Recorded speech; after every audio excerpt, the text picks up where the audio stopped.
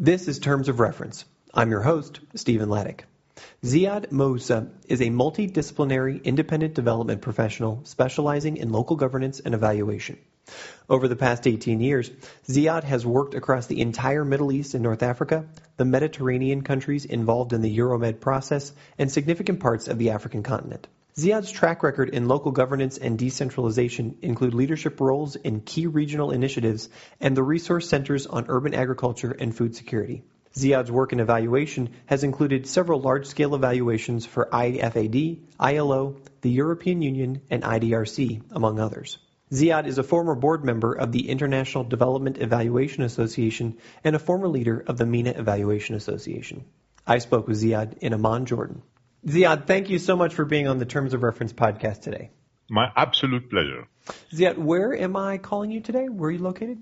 Well, actually, I'm located in Beirut, but today we're speaking from Amman. It's quite hot today, but this summer has been relatively mild as compared to the hot summers of Amman the last few years. Ahlan wa sahlan. Excellent. Ziad, can you tell us what is it that you do right now as an independent consultant, as a development professional? What are the projects you're working on right now? Yeah, I think a friend of my daughter asked her this question. My daughter Sarah is 9 years, and she said my father wakes up on Monday, takes the plane, and comes back home on Friday. So practically, this is what I do. I have a double hat. I work as an evaluator and as a local governance professional. And right now, I'm almost dividing my time equally between a very interesting project taking place here in Jordan and targeting as part of the response to the Syrian crisis. So we're helping UNHCR and the Zaatari camp, which is the second largest refugee camp in the world, and setting up some kind of innovative approaches to the humanitarian response. And I'm also engaged in a couple of very interesting evaluations. Tell me a little bit more about the UNHCR Zaatari project right now. If I don't have it wrong, that's looking at these camps from a municipal structure. Is that correct? Yes. I mean, part of the we can call a 2.0 response is that a humanitarian crisis in the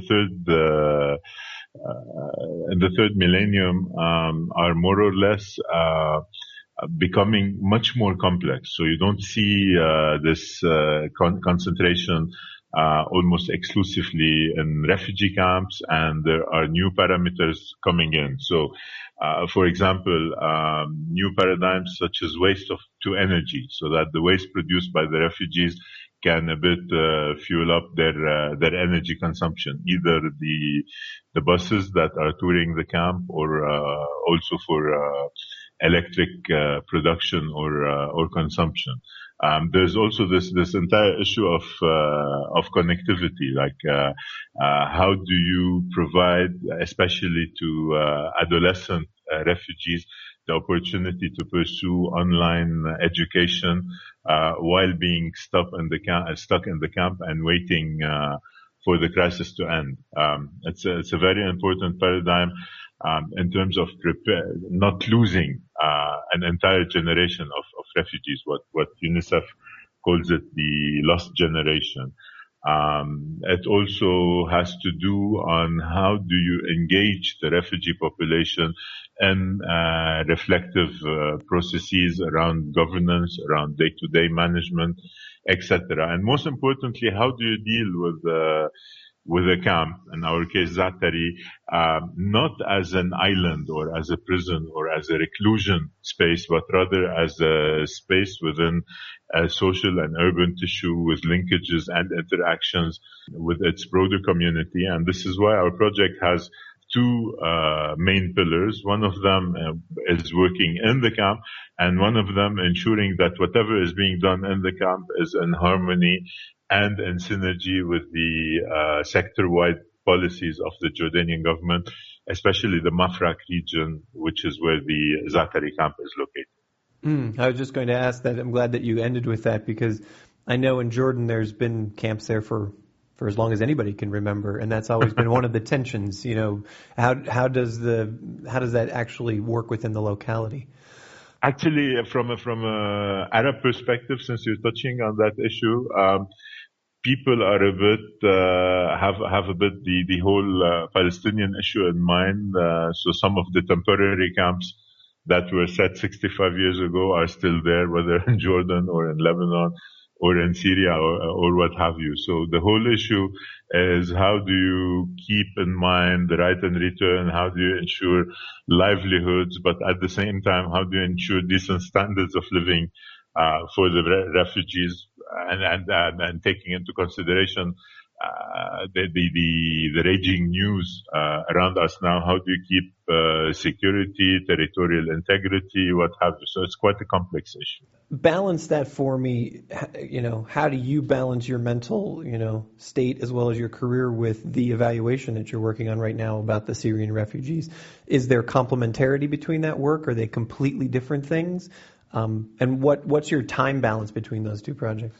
But roughly, let's start by the end. The time balance is roughly 40% on the refugee business, 60% on evaluation. And evaluation to me is a state of mind, is a form of being, is an approach to development, much more than it's a professional niche. I discovered it quite late in my career, which was in 2007, and I've been in development since 1994-5 when I finished my master's degree. But then to me it was a bit of a revelation, not the linear type of evaluation that summarizes the whole world and an input, output, outcome, impact chain where everything is foreseeable in advance and start at a certain point and ends at a certain point,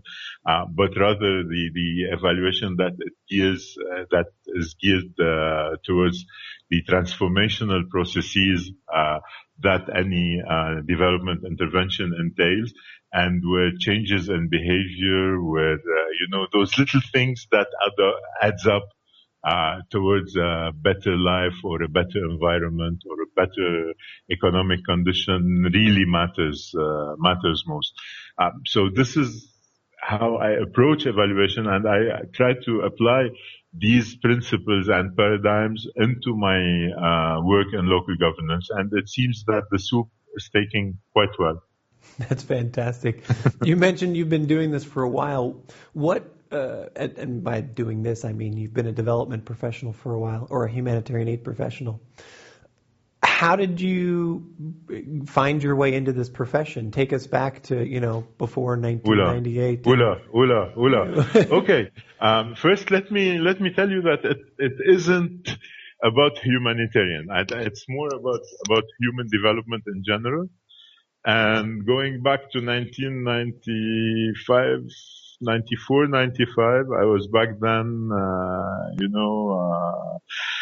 more studying ecosystem management at the American University of Beirut. And in order to pay my tuition, I was working as a resident DJ in one of Lebanon's vibrant clubs, and this is how we hear most people's development careers starting. You start as a DJ. Well, DJing is some kind of development. I mean, you have to understand the mentality of the people. You have to.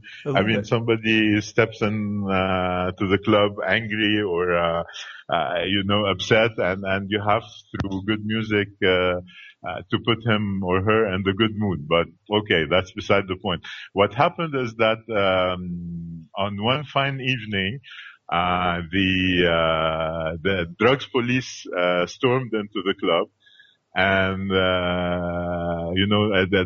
and drove us into a very humiliating body search. So next morning, going out from the police station at 6 a.m, I was telling myself, well, it's time to quit on music and start something else. That same day, my thesis advisor tells me, well, there's a scholarship to go in full immersion with the Bedouins, the Bedouins who travel with their flocks across the Arabian desert. Mm-hmm. So it was a 6-month total immersion. So I had to be with an early version of the portable computers. I was typing my thesis back then on WordPerfect. I think Windows 2.0 came somewhere along the way. And these 6 months were really a revelation for me, where I discovered how, in a desert where there's absolutely no livelihood preconditions, there's a full anthropological and economic system taking place, and triggered some work. Back then, I joined the Environment and Sustainable Development unit at the American University of Beirut, where I'm still until now a senior research associate. And the rest is history. So projects started coming, had to be at times at the implementation side. I had to take notes when evaluators or development professionals were conducting focus groups. I then enjoyed, between brackets, it's the ugliest, I think, part of the work, writing reports and stuff. Worked on communication for development until bang, 2007 evaluation hit me. And were all of these independent short-term projects like you did as a consultant, or did you find a proper job, quote unquote, and sort of built your career there and then jumped, or how did that work? Yeah, it worked probably both ways. So in the early days, I couldn't afford financial insecurity, so I was working full-time at the American University of Beirut. But then around 2001, I said to myself, I'm going to take a big jump. In the meantime, a beautiful lady that is half Lebanese, half Danish has come into my life and said, well, if the problem is, and we're still married 12 years after, her name is Layla. After she said, if financial security is the thing, I'm working and I believe in you, and so go take the jump. So I declared myself an independent consultant. The first 6 months, I got probably 6 days of work, which were barely enough to cover up the phone bill and the cigarettes. But then slowly, things started picking up momentum. So until now, where I, have to negotiate my assignments 3 or 4 months in advance in order to accommodate the clients on the pipeline. Tell us how that you have evolved the way that you win business. Back in the day, when you were scraping to get cigarettes and pay the phone bill, was it you were just constantly sending out proposals, making phone calls? Was it networking? And how does that differ from how you find work today? Yes. I mean, the problem that new development professionals face is that most of the interesting assignments, whether intellectually or financially, do have as a prerequisite a certain amount of years of experience, or number of years in a team leader position, or number of dollars of projects evaluated, or what have you. So in the early years, it was a bit accepting whatever comes along the way, and while doing it, try to deliver the best. So put a touch of excellence so that whomever I'm working with would be convinced to call me back and pay me more. So bit after bit, I mean, it sounds a bit ideal or utopic, but it's a bit how things actually took place. So it took maybe 3-4 years of, charging for one day, working 3 or more days, to have a quality product. And slowly, the momentum gets built up. And here a warning to the young development professionals that might be listening to us is that in this profession, it's just like waves and surfing. Sometimes you're on top of the wave, you can see the beach and whomever is there, and you're on top of the world. But invariably, after the top, there's a valley or a cliff or a fall. The secret is not to drown, keep the head out of the water, and then wait for the next wave. Okay, so on that note, tell me about a time when you failed miserably, when you fell off the surfboard and went into one of those valleys, or when a project ended and you were sort of left standing. Is there one that comes to mind, and how did you pull yourself out of that and get back on the board? There was, I think since 2001 until now, over the past 14 years, there has been like 3 serious moments of the ones I was describing. The first one was after the euphoria of 2001, 2005, where in 2006 I found myself, presenting CVs or negotiations with projects, but for one reason or another, not really managing to get the job. And this is where the point where one starts doubting himself and his capacities. Mm-hmm. I mean, am I not good anymore? Am I not competitive anymore? The secret is to persevere, I think, and to very strongly believe if we're confident in our capacities that brighter days are ahead. A recent stretch was just now. I mean, between September 2013 and April 2014, where, I was trying to keep a kind of business ethics. So if I tell Stephen that I'm working with you for the next 2 months, then I wouldn't engage with someone else, saying that, okay, if Stephen doesn't get the job, then in 2 months, Mark, with whom I'm in negotiations, is going to get it. So what happened is that neither Stephen nor Mark nor Ali nor whomever managed to concretize what we were talking about. And the other side of the coin, that many of the projects that were negotiated over the past period suddenly started all in one go as of April. So as of April, my working week has been probably 6 days. My sleeping hours have been probably less than 5. So it's very, very difficult to plan and this profession. Have you had the sense that competition has increased? Has it become more fierce over the past 15 years or so? Or has it stayed the same? Competition has, in terms of, individual people, probably yes. I mean, a lot of professionals now know how to write CVs, although sometimes I'm called in desperado to replace somebody who looks wow on the CV, but who actually could not deliver a quarter of what he or she had promised on the CV. I think that the whole profession has diversified a lot. And there are more opportunities at the entry level, I would say, but it's becoming more and more difficult to cross from an entry level to a medium level to a senior level. And bring me down to the regional or even the country level of where you're at. There's been so much focus on the Middle East, Iraq, Jordan, Palestine, Syria, obviously.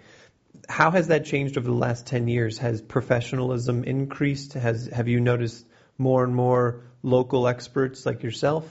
Are there more and more expats coming in? Tell me about how the region has changed in the work that you do. Again, very interesting question. And the region, development has a bit, I would say, and sorry for the term, industrialized. So there was huge money inflow, for bringing democracy to Iraq. I leave it to you to judge as of today whether Iraq became more democratic or more stable or what have you, or, bringing change, or supporting, the Arab Spring or mitigating, the Syrian crisis. It's really has become a kind of industrial response where the creativity and the people-centered approaches are slowly vanishing, or let's say drowning in a haze of more corporate approaches to development. In terms of expats or can you just unpack that a little bit more about what do you consider a corporate approach to development?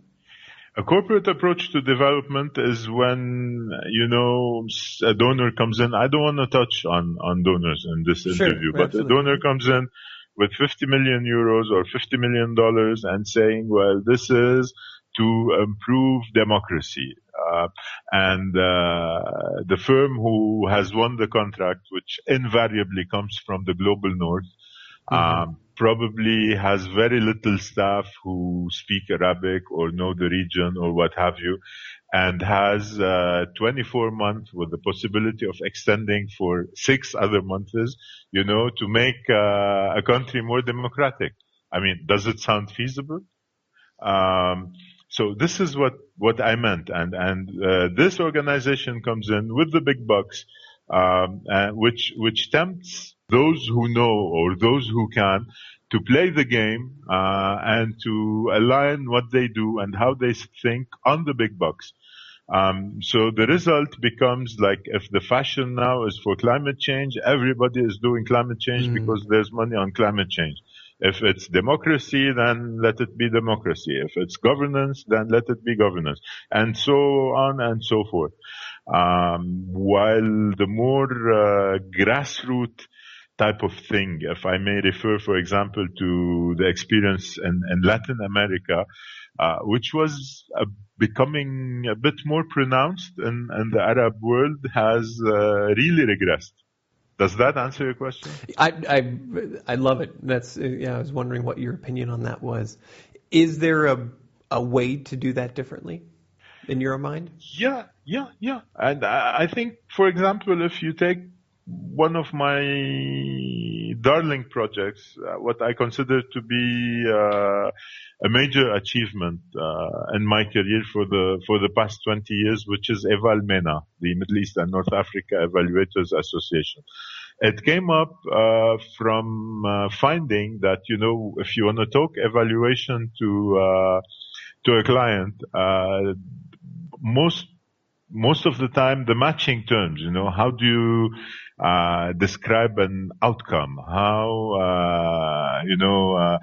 you set up a monitoring framework, etc., has been missing. So we kind of brought together a collective effort under the American University of Beirut to try and think of evaluation from an indigenous, if I may use the term, perspective. And there were plenty of surprises. Like, I remember sometimes in 2008, we were in the process of Arabizing outcome mapping. So go figure out how would you translate outcome, but most importantly, mapping. A map in Arabic is kharita. Kharita is from the Latin carta, with a bit of khe and the re, and it becomes an Arab word. Because and the Arab culture, since the desert looks alike and the sand dunes keep on moving, you look at the stars rather than at the topography to kind of establish your direction. So Arabs were much more versed in astronomy than they were in geography. So they could do a sky map, which has a technical name that I don't know. You'll have to excuse me, but they wouldn't do a geographic map, a kharita. So we thought, looking at outcome mapping, that we're going to call it evaluation for change. التقييم من أجل التغيير. And to our bad luck, one of the first pilots was supposed to take place in Tunisia during the Ben Ali days. And we had prepared a nice hotel with a big banner, saying evaluation for change. And we were setting up the room on Sunday before the workshop starts on Monday, when 4 Secret Services officers stormed into the room and said, "Well, what's that term? Taghyir? Change? Who do you want to change? What do you want to change?" We tried over maybe 60 minutes to explain that, change and the positive spirit, and that we're not touching at Ben Ali and his inspired eternal leadership. Nevertheless, we were picked to the police station and not released until midnight probably, when we agreed to change evaluation for change into evaluation for improvement. So it became from التقييم من أجل التغيير, which is change, it became التقييم من أجل التطوير, which is improvement. So everybody wants to improve, nobody wants to change.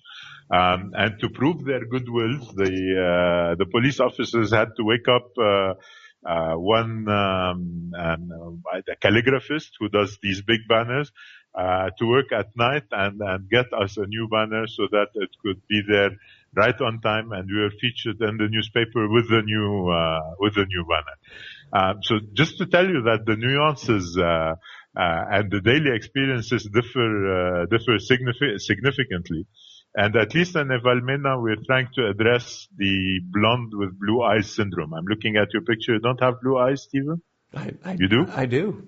Oh shit, blonde with blue eyes. Okay.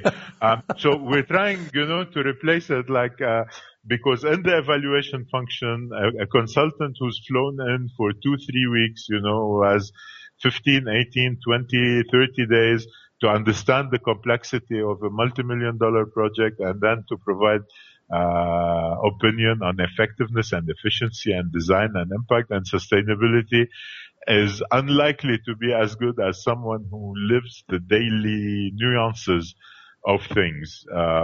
And we've been trying to build up this critical mass of professional evaluators, at the same time learning and trying to not to pose ourselves as an alternative to imported between brackets consultants, but rather as a complement or as an addition, or rather as another way to that. And so far it seems it's working beautifully.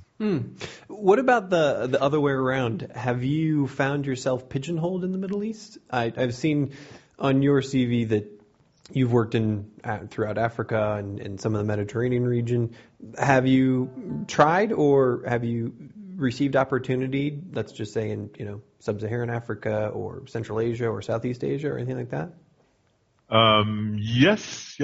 I've been receiving these opportunities more and more, although, it's probably 10-20% of the work, and mostly on global initiatives. But when it comes to the nitty-gritty work, then yes, it's pigeonholing.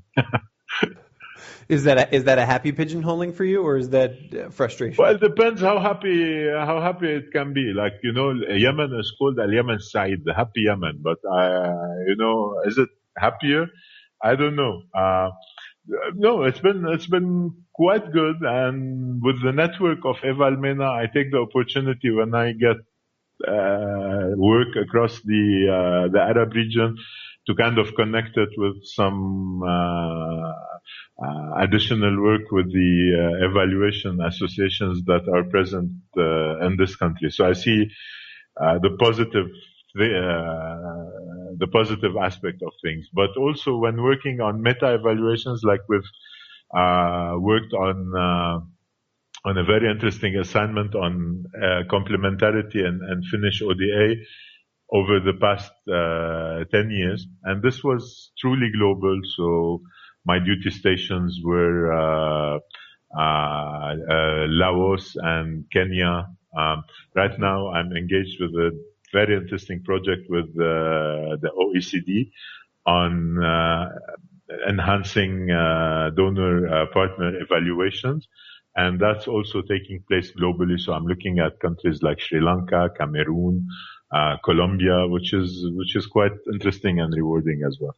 Fantastic. You, as an evaluator, evaluation has become an increasingly important and focused on topic within development humanitarian aid.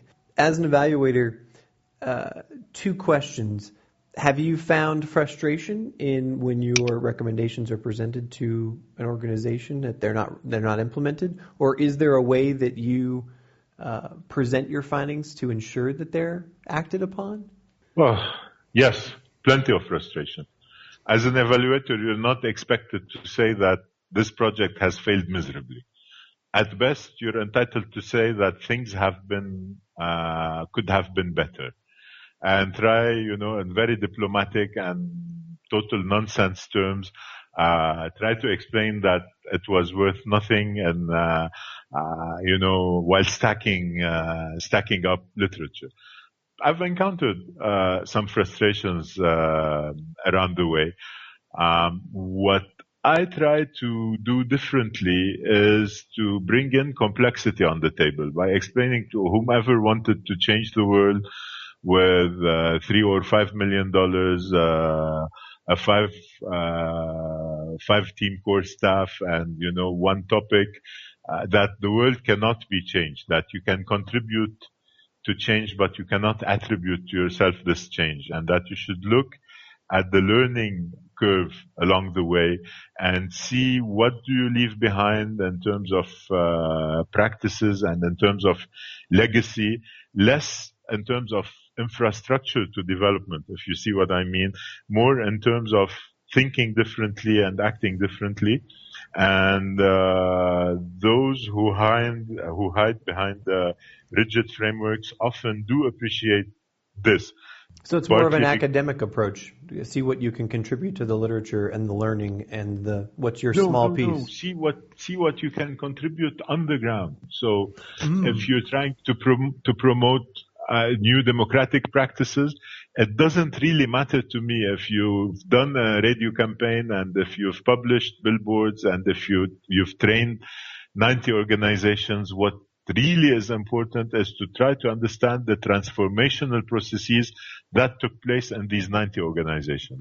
And if your log frame said 90 organizations, but I could find 10 who are doing things the right way and who could capitalize on what they learned, it's more important, or as important to me, as achieving your target of training the 90 without any further follow-up to that. An emerging practice that is of interest is what is called the management response.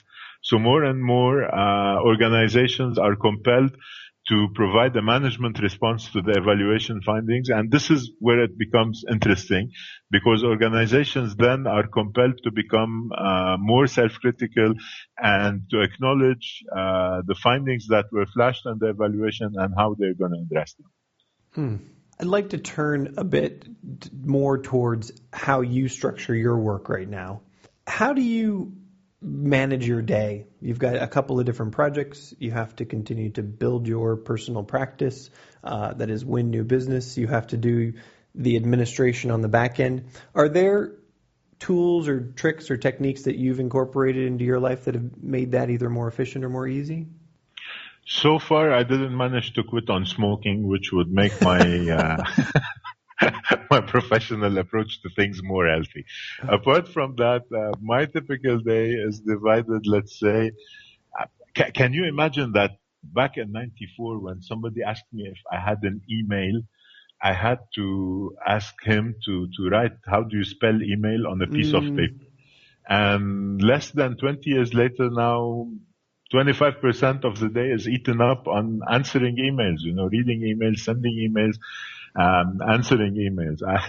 I try also to dedicate about 10 to 15% of my work as part of my personal corporate social responsibility to the development of the evaluation profession, whether through MENA, previously through the International Development Evaluation Association, IDRC, and more recently Eval Partners and IOCE.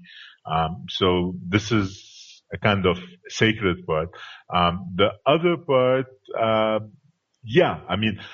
there's stuff that needs to be done during the day, but unfortunately there are reports and readings and reviews that also need to take place. So most of the time, if I'm in the field during the day, I try to get a pit stop, see the family if I'm in Lebanon, and then go back to the office at least 2 or 3 times a week for a 9 p.m., 2 a.m. Jam session, like the one we're starting tonight with you, and is gonna continue.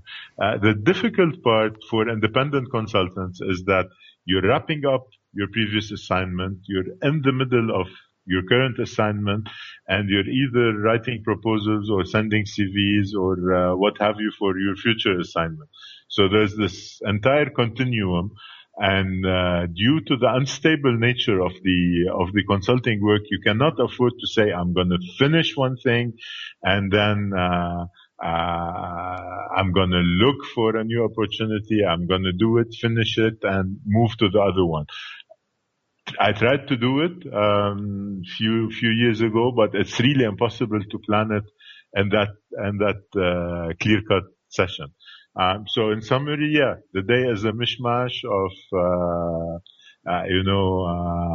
answering emails, reading literature, doing stuff in the field, conducting meetings, plenty of planes along the way, and at night writing and grasping and what have you. What I find particularly relevant is the discussions that take place on some professional listservs like the outcome mapping learning community or the Pelican community or the Eval MENA listserv, what have you, where colleagues do some kind of peer-to-peer distance learning, and it really opens up insights. 2 more questions for you. First, I asked you earlier about a time that you either failed or that you sort of fell on your face. Is there a story that either, let's just say you and I are meeting to have a coffee or a tea sometime in the near future, or you're meeting a good friend, and there's that one story that you always want to tell about that time when I was in X country? What's that story that pops up for you? I mean, often consultants, when they meet for coffee or for dinner, their stories revolve around, first of all, their cultural encounters with new countries, then invariably about personal positive and negative stories, and finally work stories. My one story in work would be after spending my entire immersion with the Bedouins, I came back, started building this evaluation and development career. And then when I was getting married, we had a huge debate on whether they should be invited to that fancy 5-star hotel where the wedding was taking place, and where my mother-in-law insisted on having a violin player and rose petals in the swimming pool, while my friends are used, to the folk tradition that makes up the Bedouin culture. So in the end, reluctantly, I said I'm going to invite the 3 main leaders, like the chief of the tribe and his 2 sons with whom I was interacting on daily basis. But to my surprise, they arrive, all of them, on a bus with 3 culled sheep, a rug that is still in our living room, 6x6, handmade by the women of the tribe as my wedding gift, and then 40 of them with their musical instruments. And that was a wow. Everybody, left the violin and the rose petals and started mingling with them. The hotel management was, of course, not very happy in the beginning, but when they saw that even the guests of the hotel were coming down and taking pictures and dancing, everybody was living happily ever after. That is a fantastic story. A wedding almost gone awry. A violin wedding gone the big drum, My big fat Bedouin wedding, I guess. Yes, my big fat Bedouin wedding, exactly. Ziad, my last question for you is one that we ask everyone on the podcast here. As someone who's gone through the trenches of having this career and successfully jumping into an independent professional career, what advice would you give to either a young person who's thinking about a career in development or humanitarian aid or someone who's thinking about a career change? Is there a critical piece of advice you'd give them about how to be successful or what to watch out for?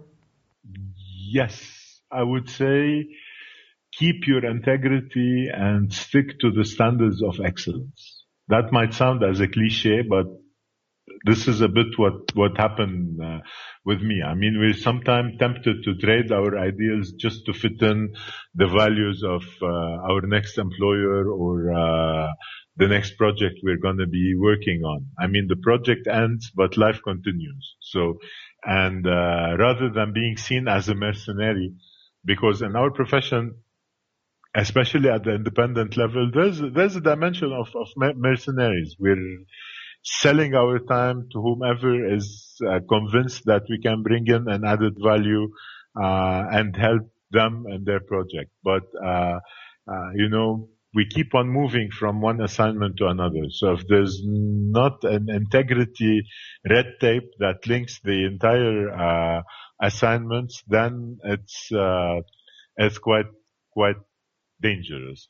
The other thing about standards of excellence is that while there are many or very many development professionals, there are quite a few excellent development professionals, and an increasingly competitive world, only the excellent survives.